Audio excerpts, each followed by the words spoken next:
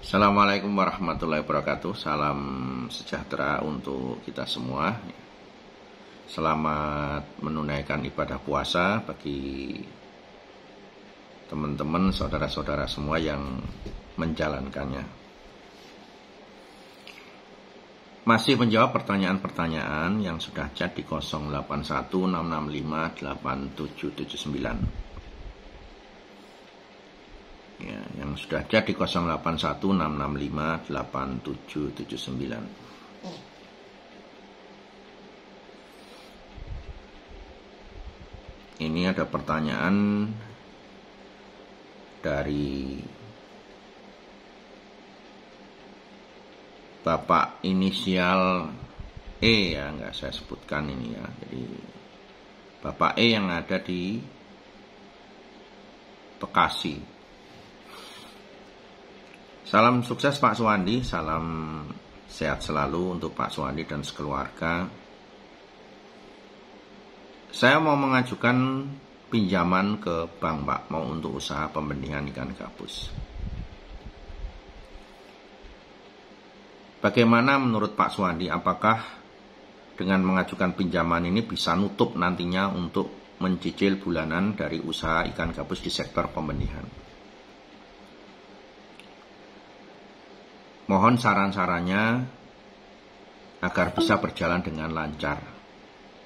Terima kasih Pak Suwandi. Sebetulnya pertanyaan ini sudah pernah saya jawab juga di part-part sebelumnya. Ya.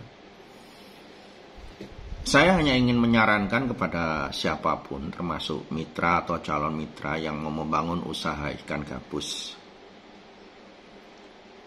Ya, usahakan tidak perlu mengajukan pinjaman ke bank. Ya, jadi kalau mau usaha di pembenihan atau di pembesaran ternak, ya, kalau saya sarankan, apalagi ada waktu jedanya cukup lama, ya, bisa 1 bulan, 2 bulan, bahkan lebih dari 2 bulan, jangan menggunakan dana dari bank. Ya, jadi saran saya, kebetulan Bapak tanya ya saya jawab, jangan menggunakan dana dari bank. Pengalaman mitra-mitra yang tidak mau konsultasi, mereka langsung mengambil keputusan menurunkan pinjaman dari bank.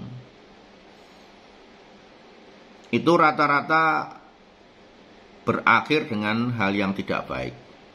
Contoh ya. Ada yang ngajukan pinjaman, ya namanya pinjaman itu kan nyicil toh, bayar cicilan kan. Ya, sementara usaha budidaya perikanan ini kan baru saja Bapak mulai. Misalkan si A ya, contoh, nggak usah sebut nama, si A pinjam di bank. Kemudian ikut kemitraan pembenihan. Nah, dalam proses melakukan kemitraan pembenihan itu kan harapan kita memang langsung bisa berhasil kan. Ya. Tapi karena belum punya pengalaman di sektor perikanan, ya, kadang harapan itu mundur. Misalkan sudah bertelur beberapa pasang, ternyata dirawat mati. Mau dikirim, sudah siap kurang dikirim, ikannya sakit. Ya. Kemudian bertelur, baru umur seminggu, mati karena kurang kutu air. Jadi usaha itu harus butuh ketenangan. Ya, jangan sampai usaha itu dikejar-kejar keadaan. Coba kalau kita baru mau memulai, ya baru netes saja, sudah berpikir besok pagi nyicil. Wah, pening pala tuh kan. Baru menetas, baru bertelur, ikan baru mulai berjalan-jalan saja, besok pagi sudah ditelepon pihak bank, cicilan datang. Ini akan mempengaruhi kita dalam merawat ikan kita. Coba dipertimbangkan itu. Orang usaha perikanan itu butuh ketenangan, butuh kenyamanan. Ya. Dikejar-kejar hutang, harus nyicil. Nek wong Jawa bilang kopior kepala itu.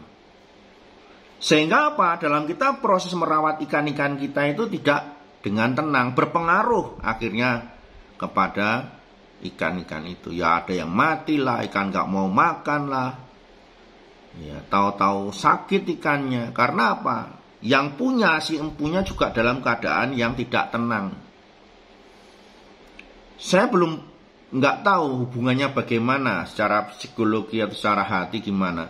Yang jelas kalau kita punya ikan, merawat ikan, yang sering saya lakukan pada saat yang punya ikan itu tidak tenang, galau, mungkin emosi, mungkin kacau pikirannya, ikannya juga masalah. Ya, makanya saran saya, ini sekedar pengalaman yang saya lakukan juga dan beberapa mitra yang mengambil keputusan untuk pinjam di bank,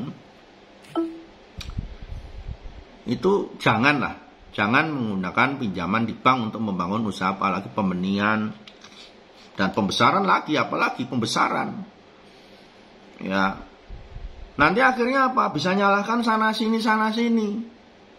Contoh ya, ada mitra yang mengikut kemitraan pembenihan mengajukan pinjaman dari bank. Padahal saya nggak pernah menyuruh pinjaman dari bank. Begitu ikannya bertelur mati dengan alasan setelah saya tanya istrinya ternyata apa? Harus waktunya nyicil.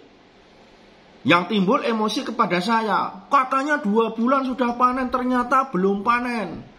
Ya, ini malah pada mati ikannya.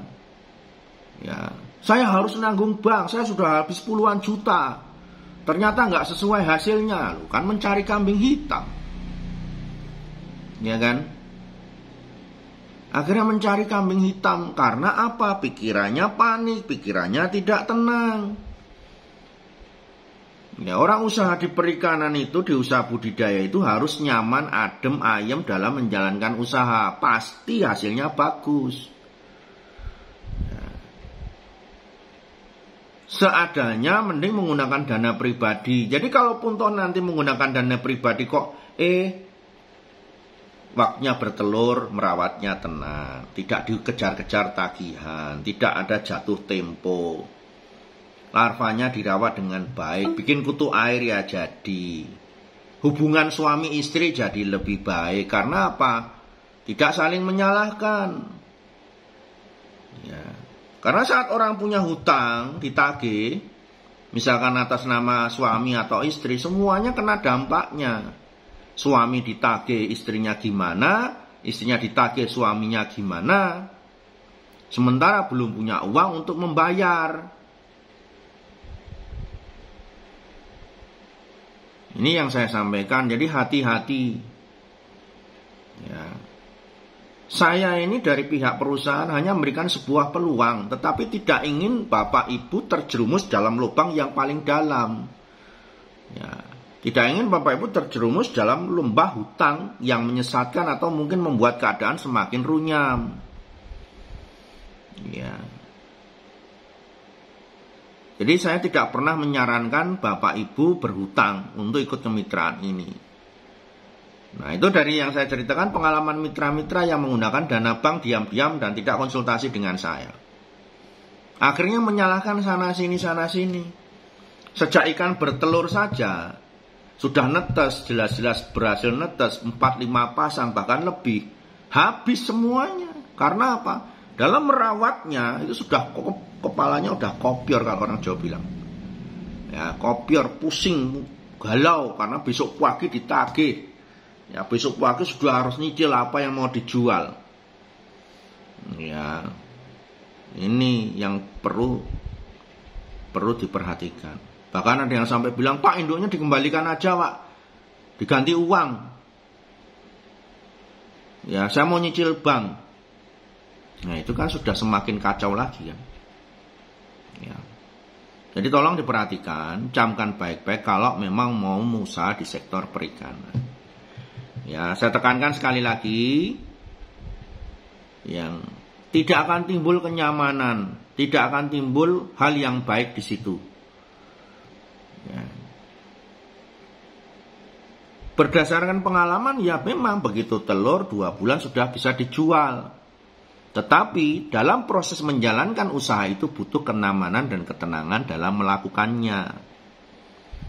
Ya, Karena pada saat mengajukan pinjaman 1 bulan ke depan Bapak harus nyicil, sementara 1 bulan ke depan belum bisa dijual.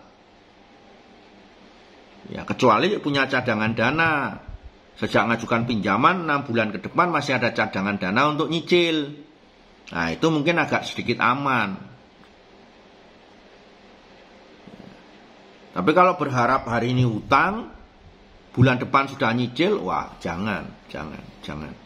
Saya tidak pernah menyarankan ya, dan tidak pernah menganjurkan baik yang konsultasi ke sini langsung atau lewat WA.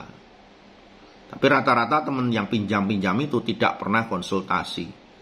Tidak pernah bertanya dulu kepada saya. Karena sebagaimanapun saya hanya akan berikan saran yang terbaik untuk Bapak Ibu semua dan mitra. Saya tidak akan pernah menjerumuskan.